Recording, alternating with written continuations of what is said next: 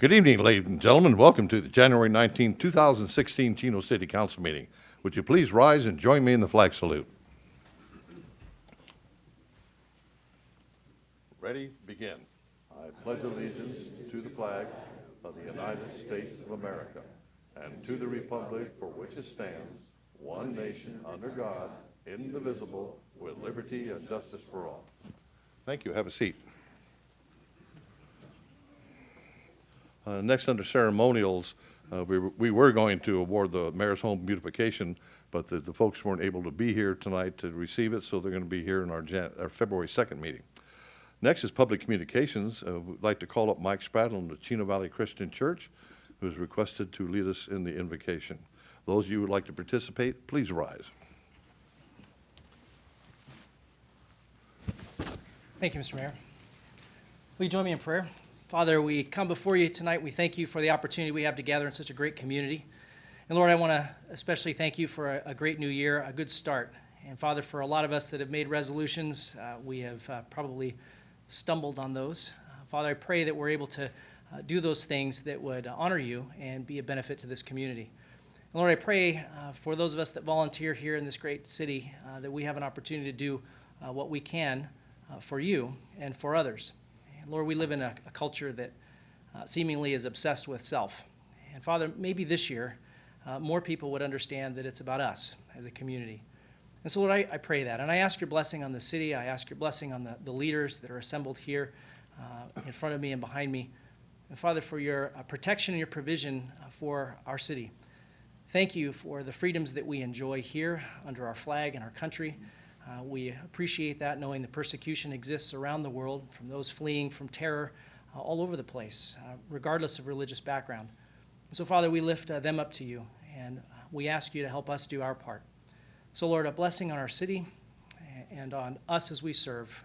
We return it to you, and we thank you. In Christ's name I pray. Amen. Thank you. Thank you, Pastor. Have a seat, folks. Under public communications, I have some requests to speak.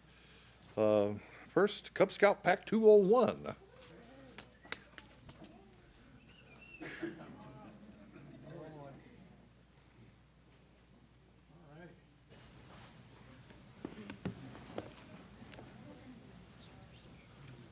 Good evening, Mr. Yates and fellow council members. My name is Samuel, and we would like to invite you to our 4th annual pancake breakfast. And it's $5 per person. And it's all you can eat pancakes. Ooh. This Sunday. You sure $5 is enough? Look at us. We're kind of hungry. I think you may not make no money on this deal. January 24th, this Sunday, right? Yes. And the church is located on Vernon and Francis, correct? Yes. All righty. Is that it? That's it. All right, thank you, boys. Thank you.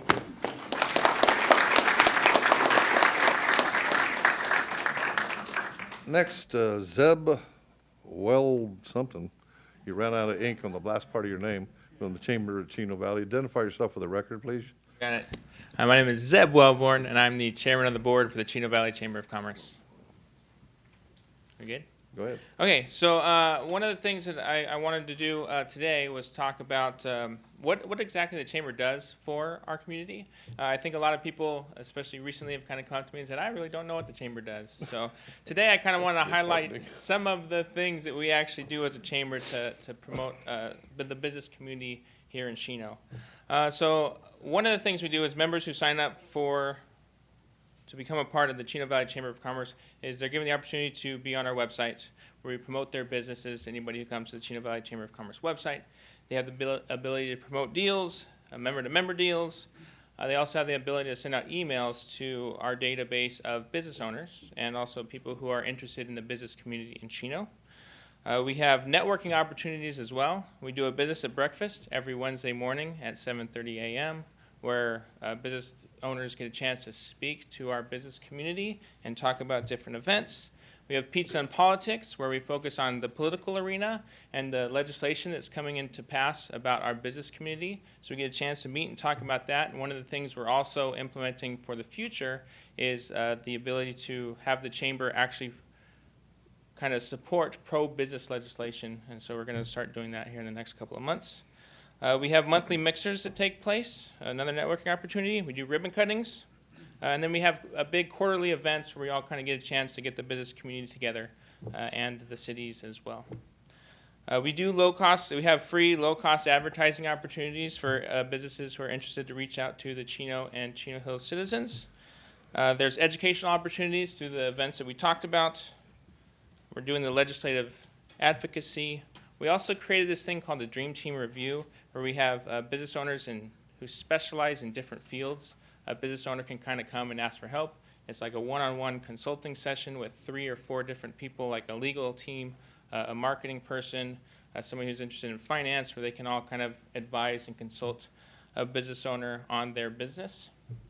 And then I also kind of wanted to share a vision for the rest of 2016. Some of the things that we're working on is we're really working to benefit the members of the chamber. So we're surveying our members to see what they want from their business community. We're going to be reaching out to manufacturing businesses to try and get more manufacturing businesses involved in the chamber. And as I mentioned earlier, we're going to do some legislative advocacy as well, and really supporting pro-business ventures. So with that, I want to thank you for the time to come up here, and thank you very much. Well, Zeb, you might also mention, you field a lot of phone calls that pertains to the city that you answer. People wanting to know if there's housing available, businesses wanting to know if there's property available, all kinds of information that really you help us by picking up those calls. So we appreciate that.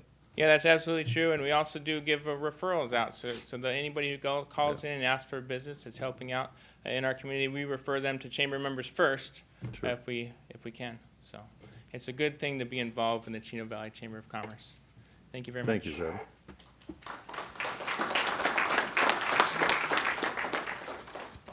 Okay, we have a request from Gina Valenzuela from Assemblyman Freddie Rodriguez's office.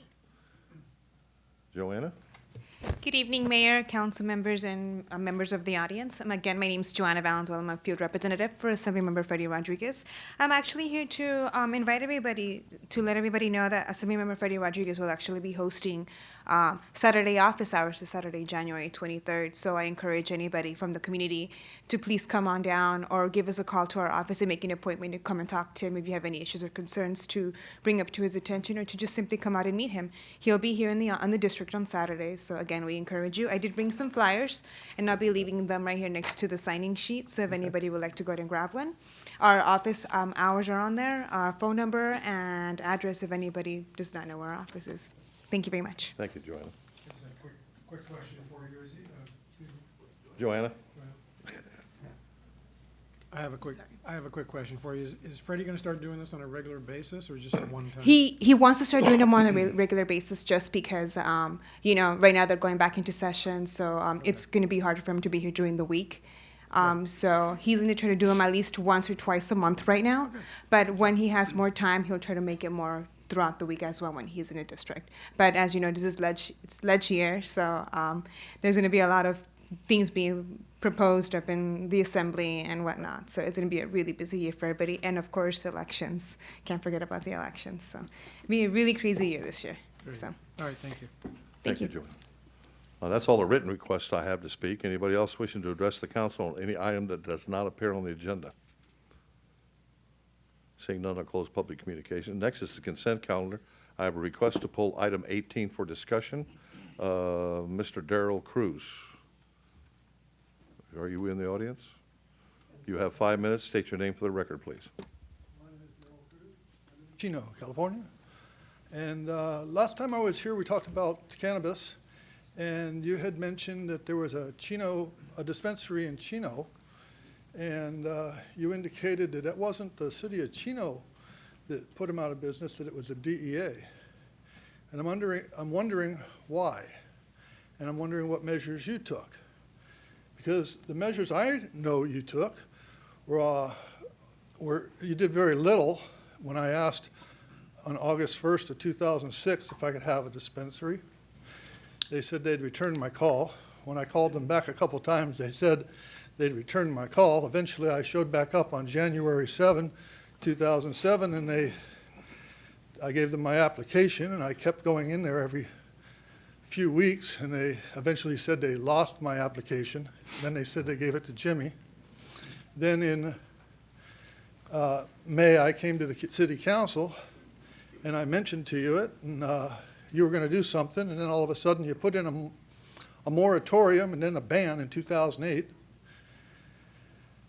And you had this ordinance, basically, that allowed you to do something about a medical marijuana dispensary if they operated in your city. And last week, 2 weeks ago, you said you didn't do nothing, that it was the feds. And I'm just not sure if you said that just so you didn't appear so heinous and hateful, or if there was some other reason for that.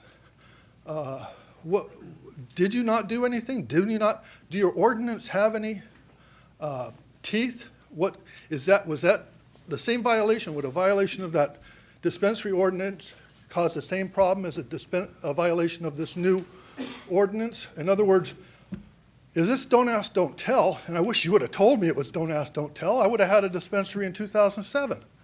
But you say we didn't find out it was don't ask, don't tell until you had somebody operate. And I don't know if there was some special reason that you didn't want to go against them, because you probably could have given them a fine of $500 a day for operating or whatever, but apparently you didn't do that because you say it was they would have left, and you said it was the DEA that shut them down. So I'm curious as to why that is. And then you mentioned last week or 2 weeks ago that it was the feds, and I'd like to mention that Justice Charles Breyer recently ruled that the Congress defunding the Justice Department's war on medical marijuana prevents the government from prosecuting medical marijuana businesses. So if I don't have anything to fear from you, I know I don't have anything to fear from the federal government. So is that the way it is? I'd like to know what the answer is. One other thing I'd like to say is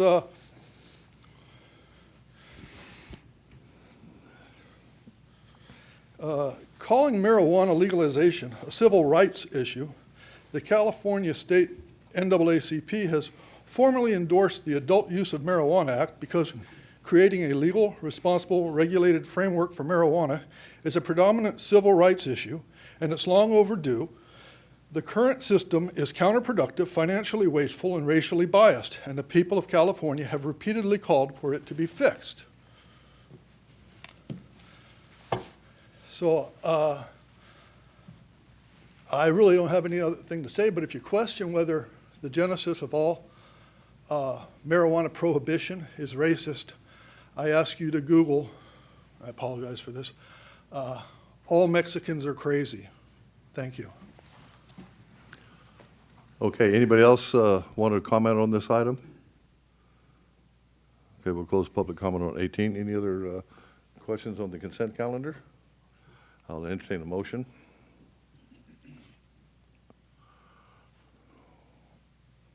Please vote. This motion by Councilman Duncan, second by Councilman Howie. Still waiting on Councilman Elrod. Passes 4 yes with 1 absent. Okay.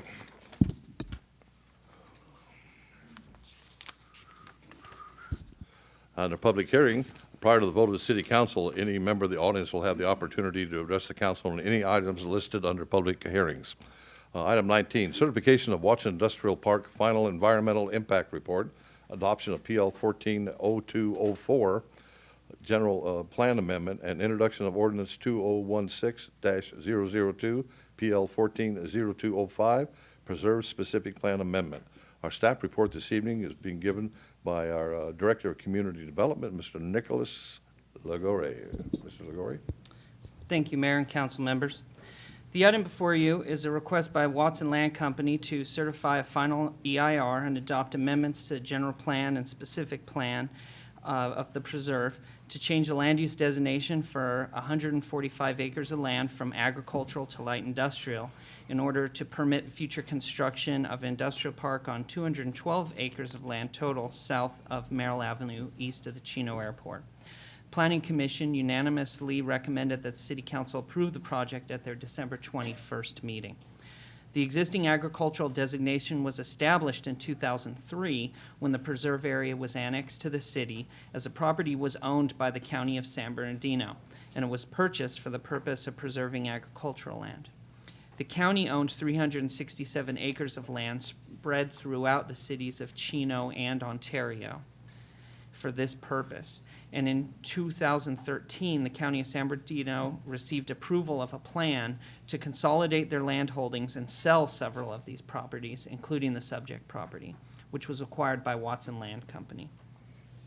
If the subject property was not owned by the county at the time of annexation, it is likely that it would have been designated for light industrial development for the primary reasons that the industrial land uses are more compatible with the Chino Airport in this vicinity than other types of land uses, and industrial development is planned on adjacent property in the cities of Ontario and Eastvale and has been for some time. The EIR prepared for the project analyzed potential impacts to many different environmental areas and found that impacts could be mitigated to less than a significant level in all but 4 areas, those being agricultural resources, air quality, noise, and traffic. A statement of overriding considerations has been prepared. With regard to traffic impacts, it's important to note that the mitigation measures that have been included in the EIR require the applicant to provide fair share payment for improvements to intersections outside the city, just as they're required to construct improvements within the city. If all the improvements were to be constructed, the project's impacts would be fully mitigated. However, the City of Chino cannot require improvements to be constructed in other cities. So for the purposes of CEQA, this is not sufficient mitigation, and therefore a statement of overrides is required. The city received a letter late today from the Briggs Law Corporation recommended that the council not approve the project. Staff has reviewed the letter and believes the assertions made by Mr. Briggs are incorrect. Additionally, none of the issues that were raised in the letter were brought before the Planning Commission.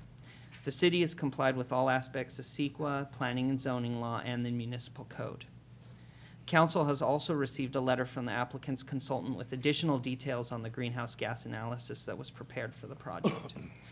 The proposed project is compatible with the existing and proposed land uses on adjacent property and will strengthen the city's growing industrial sector. Additionally, the project provides for a logical growth boundary for industrial land uses, which is away from existing and proposed residential development. Staff recommends that the City Council conduct a public hearing, adopt resolution number 2016-006, certifying the final environmental impact report for the Watson Industrial Park, and adopt a statement of overriding considerations.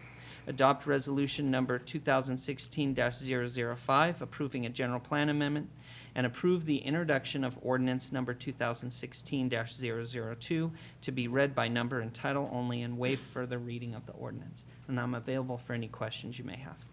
Do you want to make a statement, Mr. Gutierrez? Just very quickly, since we did receive a letter both from the Briggs Law Corporation and from the consultant for Watson Land, I request that both of those letters be made part of the record. They're both dated today's date, and the consultant's name for Watson is Urban Crossroads. They submitted a letter together with a copy of the Supreme Court decision. So I think both of those should be made as part of the record before the council takes action. Very good. Will be done. Okay, I'll open the public hearing. Anybody in the audience wishing to address the council on this item may do so now. Seeing none, I'll close the public hearing. Council, any questions? I will entertain a motion. Moved by Councilman Howie, seconded by Councilman Duncan. Please vote.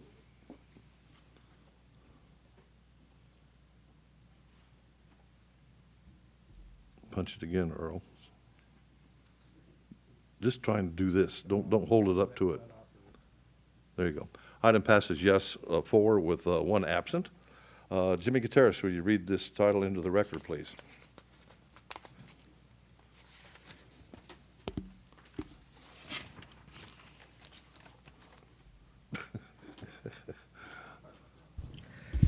This is ordinance number 2016-002. It reads, an ordinance of the City Council of the City of Chino, California, amending the preserve specific plan to change the land use designation for 145 acres generally located on the south side of Merle Avenue, west of Carpenter Avenue, and east of Baker Avenue from agricultural to light industrial to increase the maximum floor area ratio in the light industrial land use designation, to allow loading doors to face Hellman Avenue and eliminate the equestrian trail segment along Hellman Avenue and Remington Avenue north of Kimball Avenue. Thank you, Mr. Gutierrez. Moving to item 20, adoption of the Chino Bicycle and Pedestrian Master Plan. Again, we turn to our Community Development Director, Nicholas Ligori. Nicholas? Thank you, Mayor, council members. In 2014, the City of Chino received a grant from the Southern California Association of Governments to develop a bicycle and pedestrian master plan, which is an implementation measure of the Envision Chino 2025 general plan.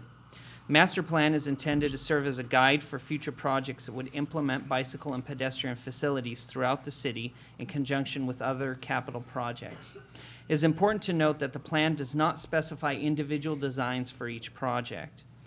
Each project would come before the council separately for approval as a capital improvement program project, and after staff has conducted outreach to residents and property owners in the area to work collaboratively with them on each of the facilities. Joe Punselin with KTUNA, the firm that prepared the master plan, is here to provide the council with a brief overview of the plan. After the presentation, staff recommends that the council hold a public hearing and adopt resolution number 2016-004, adopting the Chino Bicycle and Pedestrian Master Plan. Thank you, Nick. Go ahead, sir. Good evening, Mayor, members of the council.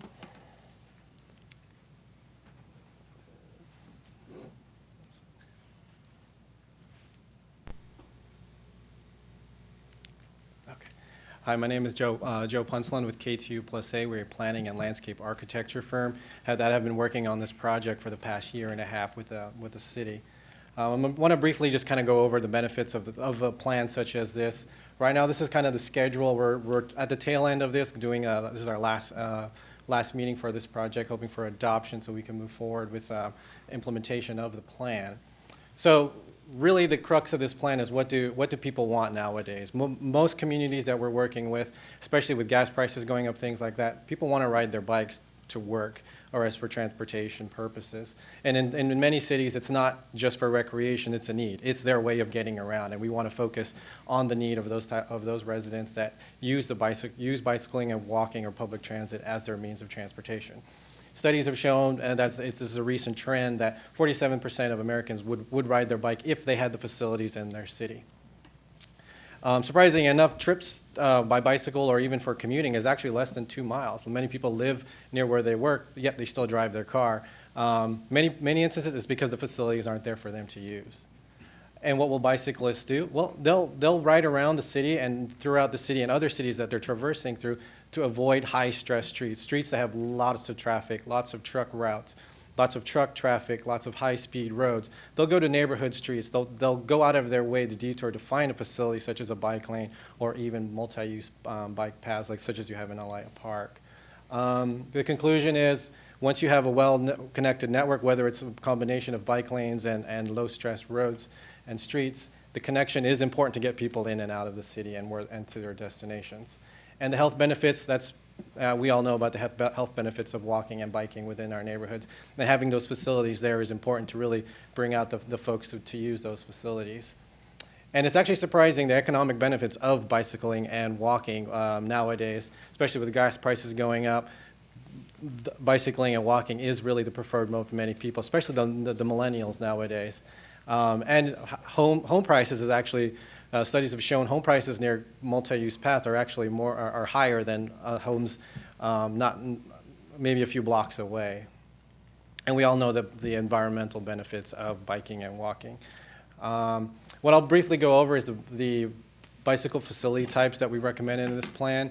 Most of them are not new. They already have them here in the city, such as the Class 1 multi-use bike path like you have in Ayala Park, your typical bike lanes that are shared, essentially striped lanes along your roadways, and a Class 3 route, which a lot of people ignore because it's really just a tiny little green sign that says bike route. Those are classified through Caltrans as recommended or standard bicycle facilities, but this Class 4 is actually new. Caltrans is actually going through the process of recommending a cycle track as a new facility in California, with many cities already having them on the ground. And then the neighborhood greenway / bicycle boulevard is really the Class 3 route, but with a little bit more amenities, some more traffic calming, and some painted markings on the roadway. So what we started with is we inventoried the existing facilities in the city. We noticed there's 38 existing bicycle facilities in the city, a combination of the paths, the bike lanes, and the bike routes, with a total 38.1 miles. But as you see on the map, while the city does have a 38 miles, which is pretty good, it's not connected. So we looked at making sure these connections reach schools, retail, transit, those types of facilities and amenities. So we were recommending 88 roughly additional 50 miles of bicycle facilities, really closing the gaps of where the deficiencies are, and in many cases improving what's already there, whether it's bike lanes, making them a little wider so parents with their children are a little bit more comfortable. Adding bike paths that are separated from the roadways is really what drives a lot of people to ride in the city. And studies have also shown cities that implement these facilities have seen an increase in biking. It may not be immediate, but eventually it'll get there because there's also programs involved to encourage riding, not just putting the facilities on the ground, and that's also in the pedestrian master plan. For the pedestrian portion of this project, we looked at a safe routes to school component, making sure that the facilities near and around schools within a 10-minute walk are looked at and improved and identified the deficiencies identified, such as where sidewalk gaps are missing, curb ramps are needed, things like that. And what we did was we ended up doing some walk audits with some residents and city staff around Anna Borba Elementary School, and we're just walk and talk kind of with the residents, have them tell us how they feel about walking around their schools, what prevents them from taking their kids to school, things of that nature, and then we mapped it, and then we provided some cost estimates as far as what those improvements would be. What we ended up is around $4 million worth of pedestrian improvements throughout the city, recommended primarily around the schools, and there's a lot of funding actually for these types of projects through Safe Routes to School programs. One project we did look at as part of our scope of work was identifying a project to do some further design particularly for grant writing purposes. As you know, there's a lot of money out there for grant writing, and that's really the crux of this project, was really setting up the city with numerous projects that they can go after some grant funding to either stripe the bike lanes or add additional improved facilities such as the Telephone Avenue Bicycle Boulevard. Some of the things we're going to look at are already things that are already treatments that the city has: a roundabout, curb extensions, enhanced pedestrian crossing, and then some green shared lane markings along some of the routes. So at the end of the day, what this document does is set up the city for numerous grant opportunities, not just through Caltrans ATP program, which is currently going on right now.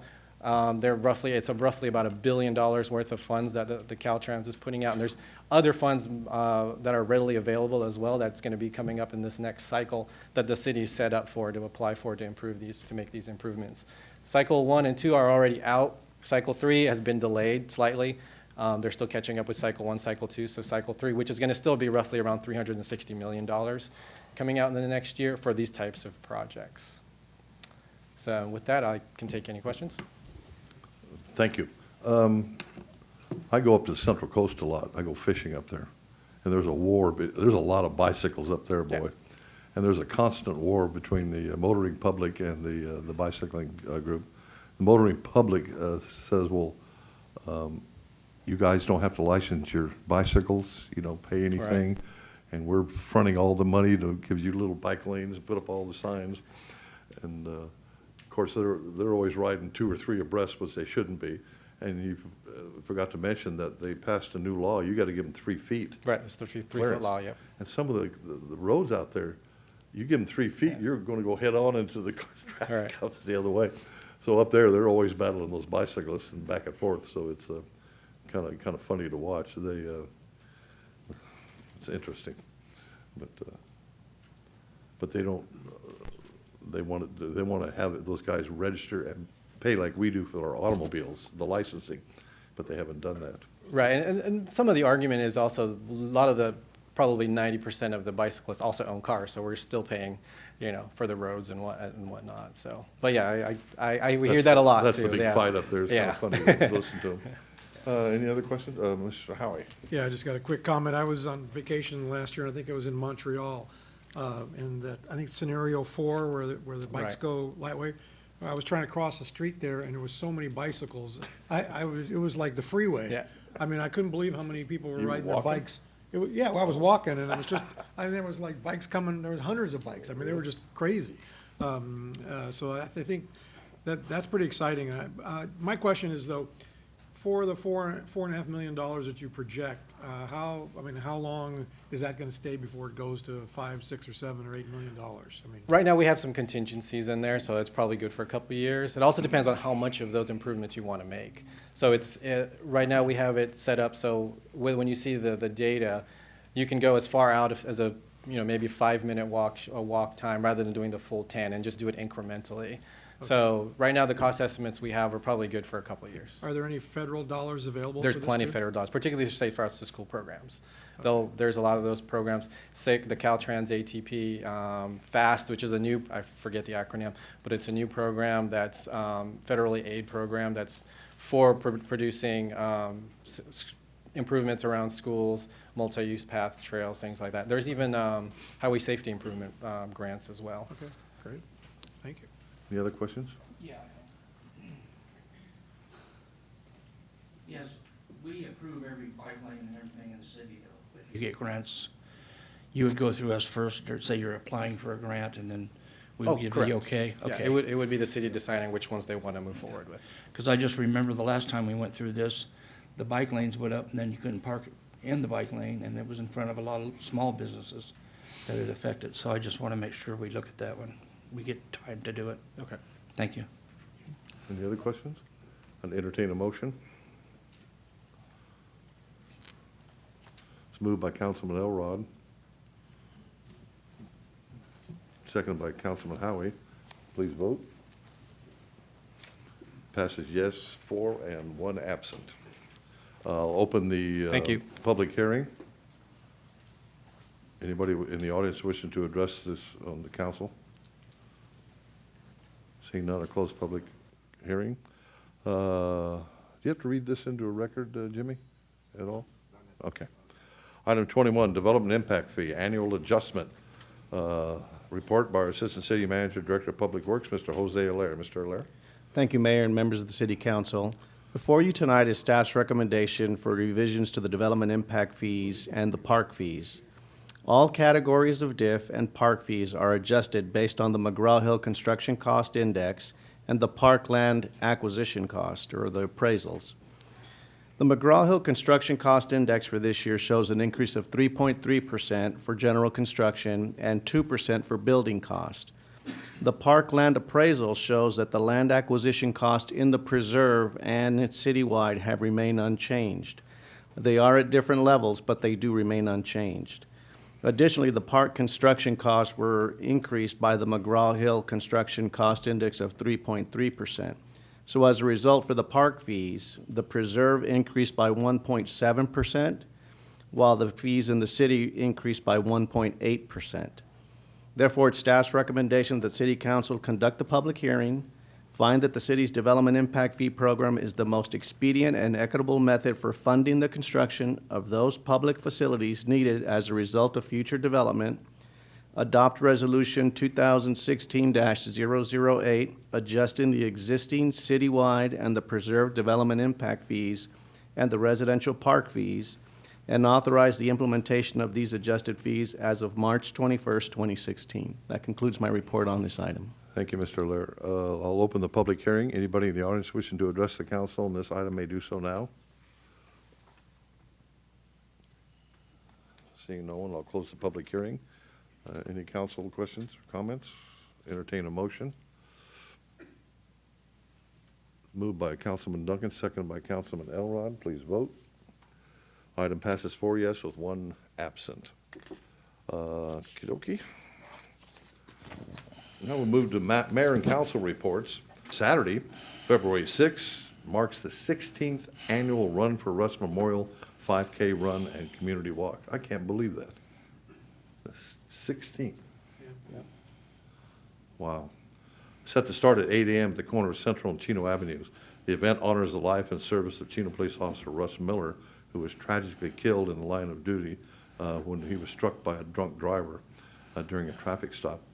Those interested in being part of this outstanding event can register early for a fee of $25 or $30 at registration day.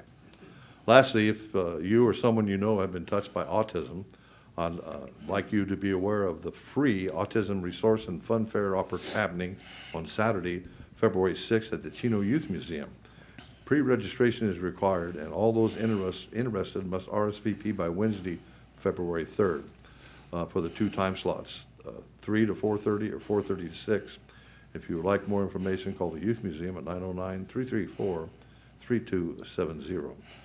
Also, day before yesterday, I attended the ribbon cutting for the new Kaiser Permanente Health Clinic being built on where the Kokorian Theater used to be. The Kokorian Theater is no longer. It's good. They've got a real nice setup they're going to put in there. There's going to be 57 examining rooms, and it's going to be really nice. And they're still going to keep the one open on Central Avenue. So and then from there, I left and went to the ribbon cutting of the Brokers Association, who opened their office right here on D Street. And that's a nice office they put in there. It's really, really nice. There was a ton of realtors in there. So with that, Councilman Howery, do you have anything to report? Yes, thank you. On January the 7th, I attended the Chino Desalter Authority meeting. In fact, we had it right here. Normally it's in Ontario, but I guess they're remodeling their council chamber, so we had it right here and conducted a lot of business for the Desalter Authority. As you know, they provide a good amount of water for Chino and a few other cities locally here. Also on the 11th, I attended the Chino Community Center Corporation meeting. It takes a while to say that, but they've got a couple things coming up. They're going to have a mystery dinner fundraiser coming up in April, and I'll give you more information about that. But they provide a lot of support to the arts here with the theater and the choir and those kind of things. And then I also attended the Kaiser opening. That's going to start, I guess they're going to open, they said by November, they thought maybe by the end of this year. I don't know. It's a big But facility. but it's I a don't know really, about that. but it's interesting because this Kaiser facility is one of only 8 in Southern California. It's a Their whole, new model, it's a yeah. whole different type of thing. When you go there, they have like a courtyard, and they're going to have education going on, and like they'll have a place to eat, and you won't walk into the get in line for. You can actually go on the internet. You can actually pay or schedule an appointment from home. When you get there, there'll be a customer service rep to take your name, and you just go wait on a couch or somewhere. You won't be in a waiting room. It's real interesting. And then there's 57 rooms, and they said when they call you to go in to see the doctor, they're not going to have a table. You know, you lay on a table in a doctor's office. It's a chair, and actually this chair can actually weigh you, and the doctor will sit right across from you, and there'll be a big screen TV. They can talk about all the different things. It's a whole new way of doing medicine. So they're all excited about this, and we'll see how that works out. But it is pretty interesting. Kaiser's spending a lot of money. They're opening a ton of facilities, and their membership is really growing hugely in California. So it should be interesting. That concludes my I comments. was teasing the head doctor there. I said, you're building this new beautiful facility, medical, to help people get healthy, and you got a McDonald's sitting right in front of them. He just went, I know. Councilman Duncan? Yeah, the McDonald's is a place to eat right there. Yeah. They put that in first. Job security. Yeah. On the 12th, I had the pleasure of addressing the Uplands Public Works Committee. We're moving ahead with annexation of the city of Upland into the West Valley Mosquito and Vector Control District. So I went up to answer any questions from any of the committee members, and they'll be bringing it to their council. And on the 14th, I chaired the Finance Committee meeting for the Water Facilities Authority.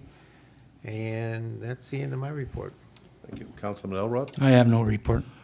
City Manager, Mr. Ballantyne? I have no report. City Attorney, Mr. Gutierrez?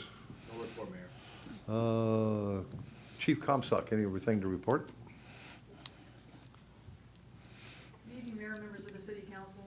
I know all of you know Pastor Mike Spradlin, who gave our invocation tonight, but I thought it was not worth being overlooked. His church is Valley Christian Church, which is located at 12410 Norton Avenue. And I just wanted to invite the community out to the second installment of the Breaking Barriers United initiative. That's going to be hosted this Saturday, January 23rd, from 10 a.m. to noon at his church. We hosted a very first inaugural initiative at Pastor Jody Moore's church last year down at Praise Tabernacle. And the intent of this initiative is to bring the community and the police together, and for the community to have some time to understand police tactics and why we do our jobs, and give the community a chance to ask us questions and engage us in thought-provoking and constructive conversations. So I just want to make sure the community was aware of that. I will be there, and we're looking forward to having another successful event at Valley Christian Church. Thank you. Councilman Duncan has a Yeah, comment. I attended the first meeting at Praise Tabernacle, and it was an outstanding program. I think all of the recipients were very glad they came, and it was very enlightening. And police department did a great job. And then I went to the one at Starbucks, which was horrible. Yes. People were going in there, I'm going. Yeah. They didn't have time to stop and talk about anything. Yeah, we definitely learned a lesson about coffee with the cop at Starbucks, Mayor. We're getting ready to host another initiative of coffee with the cop. We'll have it at a better location next time. Okay. Yes, coffee with the cop. Thank you very much. Oh, Councilman yes. Howie. Just a quick comment. I also attended that, and it was a great program. I'm glad to see you guys are doing it. Are you going to try to do it a couple times a year, probably, or something like that, or? Yes, pretty we much? are. As many Okay. people as we can hopefully get to host it, we'd be happy to host. Also, I heard a rumor that you might be an auctioneer at the Chino Rotary Club for their dinner auction coming up. Is that true? Yes, sir. So, oh, okay. So are you practicing your auctioneer skills? You Well, I know- know you already do it for Sir Optimus. So, Yes, I yeah. do it for Sir Optimus, and See? I'm actually looking forward to having a You good did night too there. I good a believe job with there's Sir going to be a dual auctioneer night. I believe Dennis Pine is going to be the other auctioneer that evening, so we're looking forward to having a good time and raising a lot of money for So you're Rotary. replacing Gene Hernandez. There's no replacement for Gene Hernandez. Everybody knows that. Yes. That's true. Gene talks all the time like an auctioneer. That's correct. You Yes. can't tell when he isn't auctioning. Well, it's always good to have a second career to fall back on. Chief. Somebody did remind me of that. Thank you, Mayor. You're Yes. welcome. Okay, Fire Chief Shackelford, anything to report, sir? Mayor Yates, Council, good evening. Last year, the Fire District began making some changes in how we deliver service to the public.